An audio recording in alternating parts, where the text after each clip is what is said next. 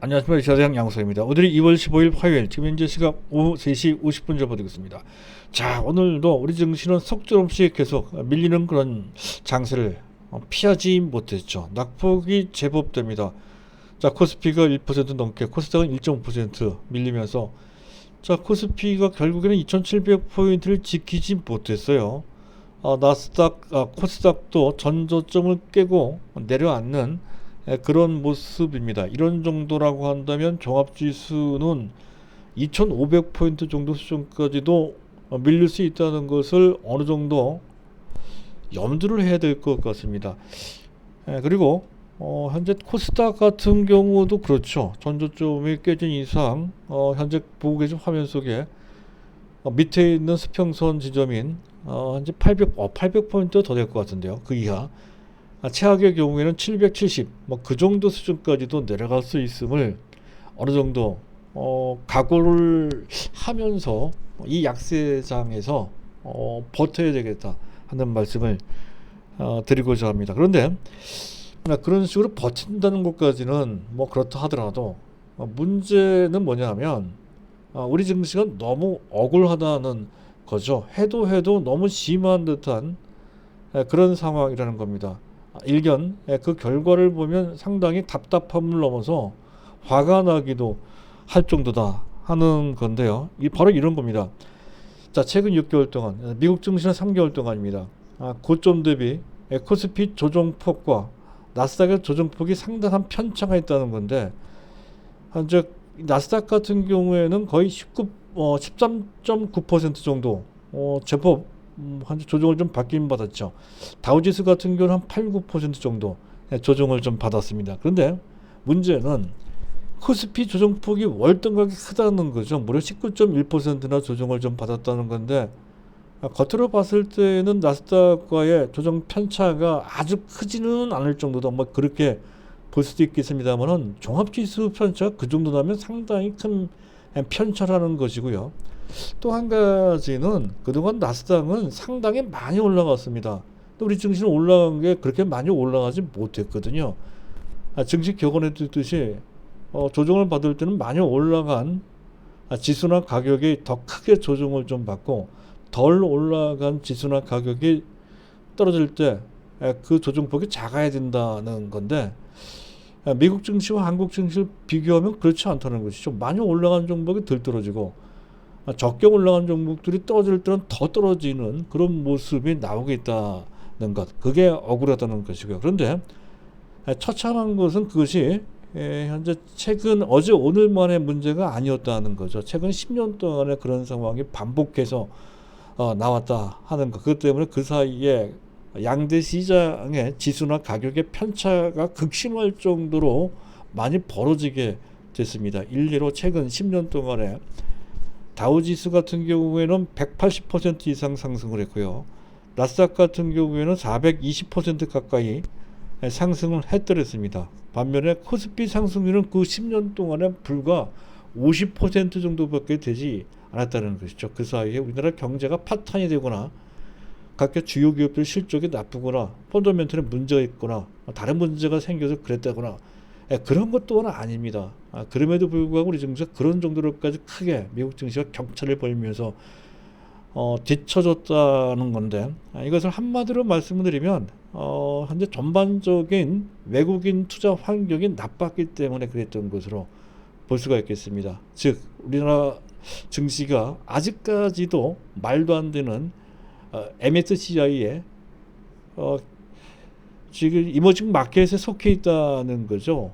위험 회피 대상국이 되다 보니까 뭔가 문제가 있으면 항상 외국인들의 매물 압박을 받고, 또 현재 외국인 들어올 때는 그렇게 대규모로 들어오지 않는 데다가 중국과 관련돼서 피해를 받고 있고 말이죠. 바로 그런 것 때문에 우리 증시가 어찌 보면 10년씩 되니까 거의 만성적이다 할 수 있겠죠. 그런 식으로 만성적으로 계속 저평가되는 상황이 반복되고 있다는 거고, 또 작금의 현재 상황이 조금 심하게 우리 증시가 마이너스 변동성에 시달리는 것도 그 일환에 의해서 나타나는 현상이다 하는 거죠.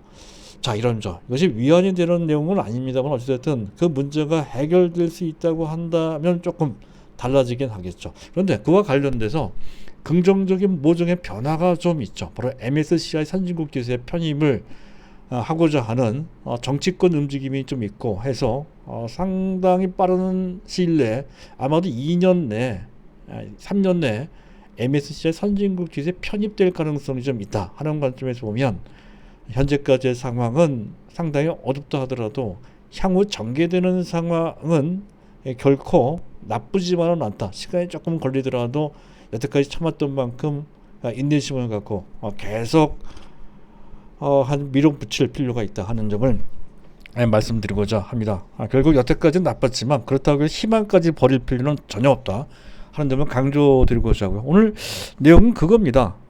부터요. 이런 장세를 맞이해서 종목별로 이 종목은 뭐가 어떻고 저 종목은 뭐가 어떻고 이렇게 설명할 필요가 없고 그렇게 해서도 안 되죠. 지금 시장이 문제입니다.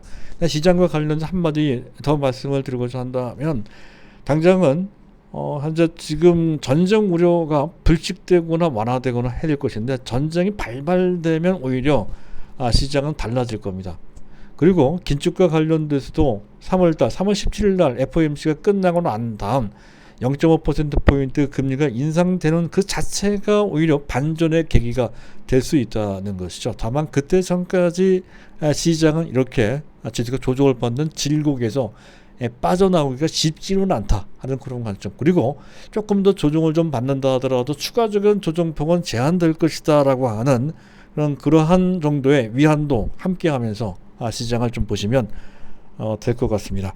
자, 오늘 제가 준비한 내용은 MSCI와 관련된 내용인데요. 그 내용을 좀 알아두시면 그래도 장기적으로 우리는 마음을 놓는데 상당히 도움이 되실 것 같고요. 그와 관련돼서 우리가 장기 정석 플레이에 해당되는 적합한 포트폴리오 및 그와 관련된 종목들이 무엇인지를 알 수가 있죠. 그것이 부족하거나 미진하거나 아예 없으면 그런 쪽에 포커스를 맞춰서 포트폴리오를 조절을 좀 해줄 필요가 있다는 것까지 아울러서 말씀드리고자 하는데, 일단 MSCI 선진국 지수에 편입이 되면 어떻게 될 것인가, 이것과 관련된 골드만삭스의 전망이 좀 나왔다. 그것과 함께 같이 이제 말씀을 드릴 거고요.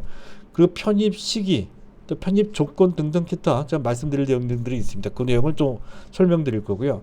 그리고 그랬을 때 현재 우리 포트폴리오 어떤 종목이 담겨져 있는 것이 유리한지에 대한 전반적인 윤곽도 말씀을 드릴까 합니다. 자, 본론에 들어가기 앞서서 간단하게 현재 상황에 걸맞는 우리 기존 주력 종목 외에 새롭게 편입할 대상이 있다고 한다면 어떤 종목이 좋을까와 관련된 그런 이슈와 관련돼서 종목을 말씀드린 바 있었죠. 가장 유력한 종목은 무조건 포스코입니다.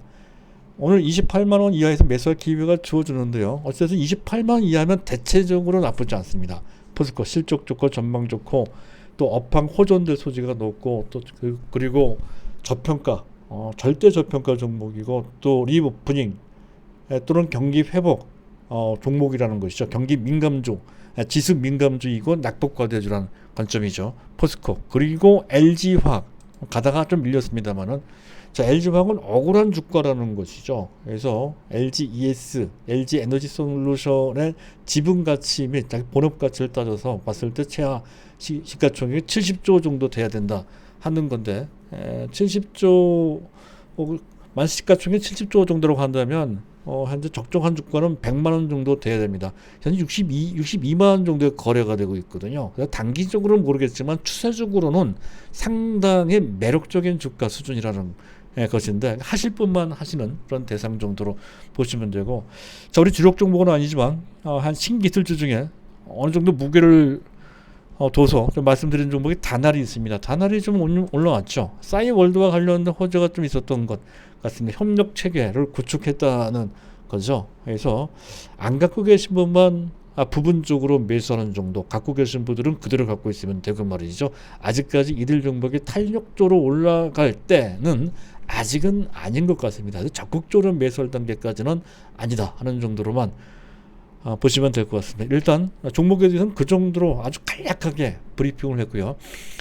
자, 오늘의 주제 넘어가기 앞서서 일단 시장 점검을 좀 해야 되겠죠. 자, 이슈보다는 전반적인 시장 점검입니다.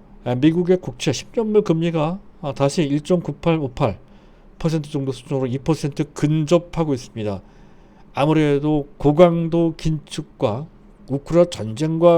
우크라이나 전쟁과 관련돼서 다소 불안정하게 움직인다는 거죠. 뿐만 아니라 시장 변동성 지표 빅스라고 하죠. 그것도 좀 요동을 치고 있는 미국 시장마저도 아직은 불안한 상태임을 보여주고 있는 것 감안해야 될 것 같고요. 그리고 달러 인덱스는 상대적으로 조금 안정적이긴 합니다. 96.2. 그런데 오늘 원달러 환율이 제법 많이 올라갔죠. 8원 70점 올라가서 다시 1199원 정도 수준으로 올라갔습니다. 조금 불안한, 아무래도 전쟁과 관련돼서 원달러 환율이 올라가고 원화 가치가 이제 떨어졌다는 얘기가 되죠. 반면에 WTI 우크라 때문에 천연가스 가격이 올라갈 수밖에 없는 것이고 유가 전체도 다 같이 올라가는 그런 상황이 됐다는 건데 현재 배럴당 95달러 46 7년 내 최고 가격 수준까지 올라갔다는 건 잠깐 차트 한번 보시죠. 현재 보고 계신 화면 속에 오른쪽 상단에 있는 차트가 WTI 일봉 차트인데요. 계속 올라갑니다. 어디까지 올라가죠? 100달러 시대가 도래될 것 같죠. 뭐 그런 시대가 됐을 때 그와 관련된 업종, 석유화학주, 정제주, 건설주 이런 쪽 어떻게 될지도 계속 관심을 가질 필요가 좀 있을 것 같습니다. 일단 그런 정도 보시면 될 것 같고요. 자, 그 주변 증시를 보게 되면 오늘 같은 경우에는 사실 나스닥이 크게 나쁘진 않았습니다. 자, 그럼에도 불구하고 우리 증시는 약한 모습을 보였다는 것은 그만큼 앞서 얘기했던 당장은 우크라이나 전쟁이 고조되고 있다는 것에 일단 피해를 본 것으로 압박을 좀 받은 것으로 그렇게 볼 수 있다는 것이고요. 자, 수급을 좀 보도록 하죠. 일단 자막은 지워놓고 태블만 보게 되면 자, 일반 개인과 기관들은 순매수했는데 외국인들이 순매도를 했죠. 코스닥도 순매도, 선물도 순매도, 이른바 삼각 순매도, 전형적인 지수가 내려갈 때 보이는 그런 모습이 나왔다는 건데 하지만 규모가 크지 않죠. 그 얘기는 전체적으로 국내 내국인까지 포함해서 모든 시장 참가자들의 투자 심리가 이제 위축되어 있는 그런 상태임을 보여준다는 것이죠. 이 방송을 청취하고 또 시청하고 계신 분들도 아마 비슷한 감을 갖고 계실 겁니다. 상당히 어려운 장소에 가는 것이죠.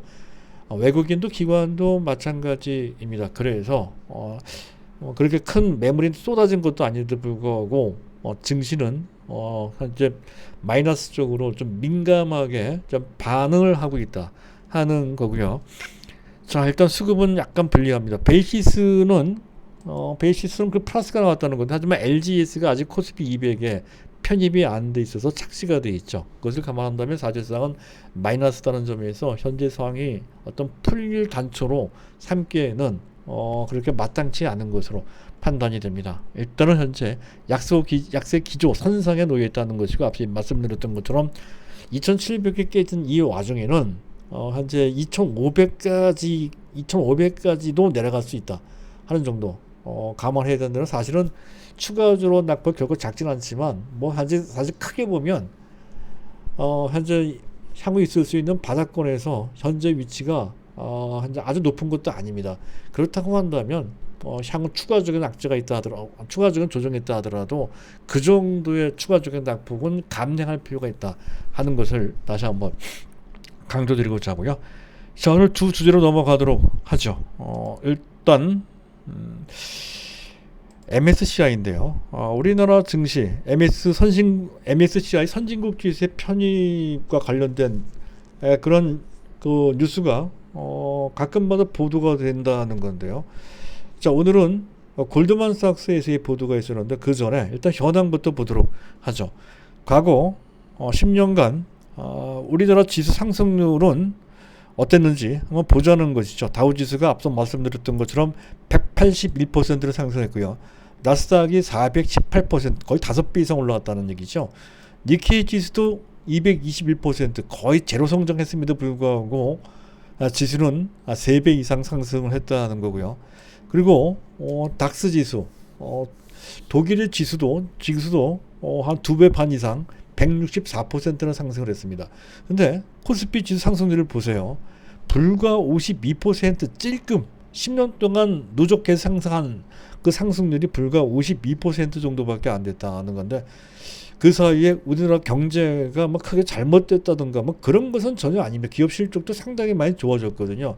가장 대표적인 것이 GDP 성장률입니다. 네, 미국의 그 10년간 GDP 성장률이 45.8%, 우리나라 GDP 성장률이 44%로서 거의 비등한데, 환율을 감안한다면 우리나라가 약 50% 살짝 넘어가는 정도 수준이 될 것 같습니다. 미국보다 조금 더 성장을 했다는 거죠. 그럼에도 불구하고 우리나라 지수 상승률은 미국 다우지수의 3분의 1도 안 되고요.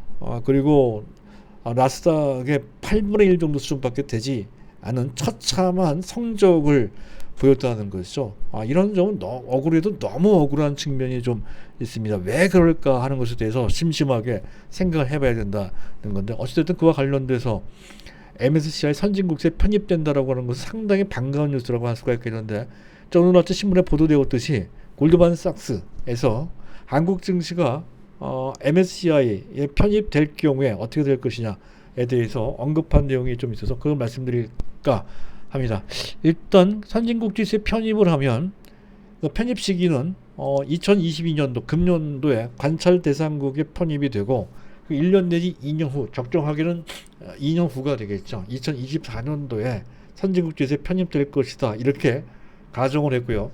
그랬을 때 코스피는 대략 3,700포인트 내지 잘하면 4,500p 정도까지 올라갈 것이다, 이렇게 봤던 건데, 제가 보기에는 제 희망사항도 약간 감안을 해서 그동안 미국 증시, 일본 증시, 유럽 증시 등 볼 때 적어도 저점 대비 3배 이상 올라왔으니 우리 증시도 그렇게 그런 정도 상승률을 보인다고 가정할 필요가 있고, 정당성도 좀 있습니다. 그렇다고 한다면 4,500 정도는 좀 부족하죠. 5,000 이상 올라갈 수 있는 그런 상황, 2024년까지 말이죠. 그런 관점으로 볼 필요가 있다는 거죠. 골드만삭스와 관련된 예를 들은 바도 있습니다. 이머징 마켓 평균 대비 우리나라가 21% 정도 저평가에 되어 있다는 거고, 이머징 마켓의 평균 PER이 14배인데요. 우리나라는 10배 정도밖에 되지 않습니다. 뭐 인도네시아나 태국 이런 데보다도 우리가 PER이 낮다는 것은 말이 안 된다는 거고요. 또 AM은 선진국 시장인데요. AM 대비 우리나라 증시가 상대적으로 한 10년간입니다. 47%나 저평가되어 있다는 거죠. 그리고 선진국의 평균 PER이 20배입니다.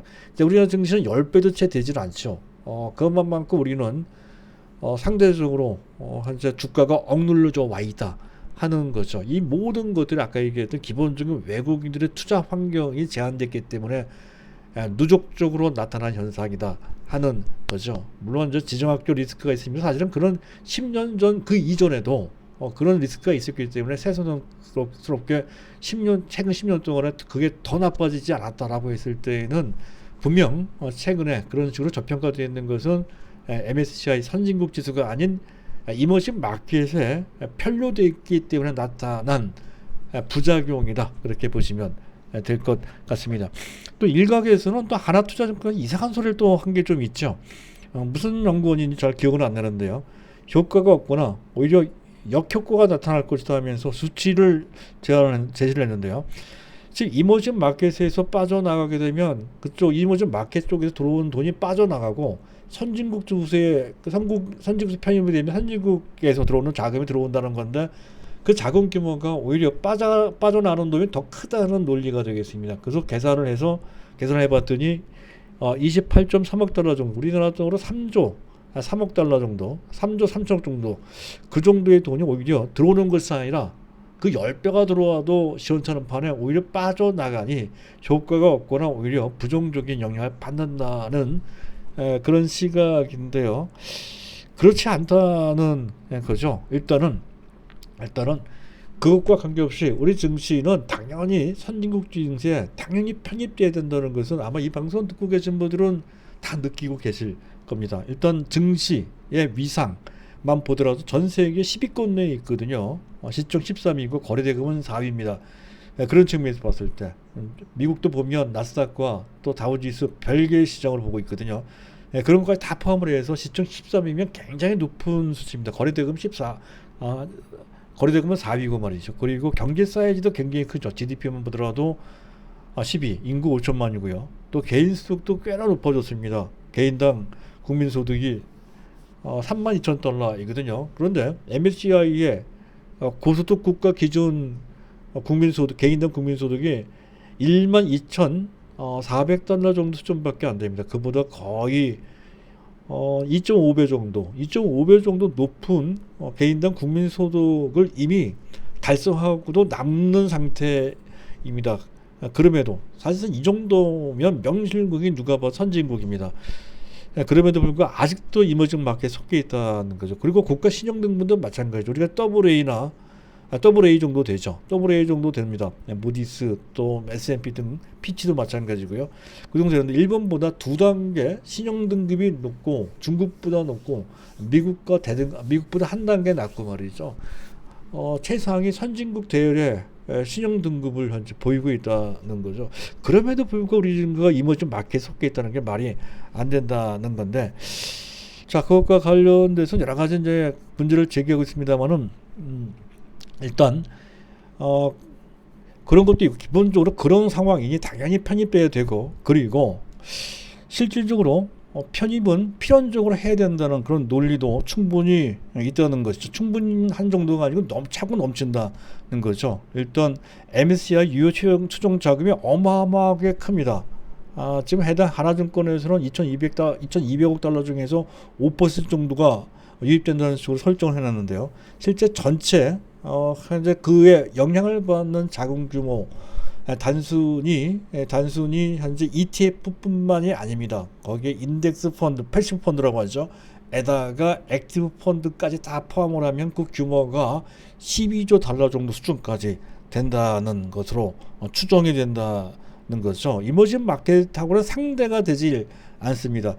자, 그리고 밸류와 관련돼서도 우리나라가 앞서 말씀드렸던 것처럼 아주 지나칠 정도로 저평가되어 있습니다. 불과 선진국의 평균 PER이 20배인데 우리 10배도 채 취급되지 않는 그런 정도로까지 막 취급되고 있다는 거죠. 그래서 선진국들이 편입되면 그 문제가 상당 부분 해소될 거죠. 그것만으로도 자동방으로 50% 이상 밸류 압이 된다는 거죠. 적정 PER 우리 10배 정도가 아니라 최소한 15배 내지 선진국 평균인 20배까지 적용시킬 수 있다는 건데, 그런 논리라고 한다면 삼성전자 주가가 지금 현재 주가 2배 수준 14만 원대 내지 15만 원대 돼야 된다는 거. 지금 당장이라도 말이죠. 그런 관점으로 볼 수 있다는 것이고요. 그리고 또 한 가지는 바로 최근과 같은 상황과 준해서 볼 수 있는 그런 내용이 되겠는데, 선진국 지수에 편입되게 되면 우리나라가 더 이상 위험 대상국이 아니기 때문에 위험 회피 대상국이 아니게 됩니다. 그래서 최근까지 위험한 상태에서는 우리 증시의 경제 사이즈 그런 것과 관계없이 단순히 외형적으로 MSCI 이머징 마켓에 속해 있다는 그 이유만으로 대규모의 외국인 자금들이 빠져나가는 회피 대상체 1순위가 돼버린다는 거죠. 경제 수준이나 그런 거와 관계없습니다. 최근 같은 상황이 그런 상황이라는 거죠. 그래서 외부적인 악재에 상당히 민감하게 또 지나치게 증폭돼서 부정적인 영향을 받아 마이너스 변동, 플러스 변동성도 있지만 마이너스 변동성이 훨씬 크게 나타나는 패단이 만들어지고 있다는 거죠. 그죠? 벌써 10년 동안 지속이 됐다는 거, 지금도 현재 진행 중이고요. 바로 그 문제가 큽니다. 최근 같은 상황이 별거 아닌 미국 증시로 봤을 때 버티는데 우리 증시는 유독 많이 빠지는 것이 이제 그런 것이고요. 또 한 가지는 우리가 계속 이머징 마켓에 머물러 있을 수도 없습니다. 왜냐하면 중국의 비중이 갈수록 높아지게 되고, 그렇게 되면 우리의 할당되는 비중은 점점 낮아지게 된다는 건데, 현재 13%거든요. 조금 더 지나면 그 12%, 궁극적으로는 7%까지 내려간다는 거지.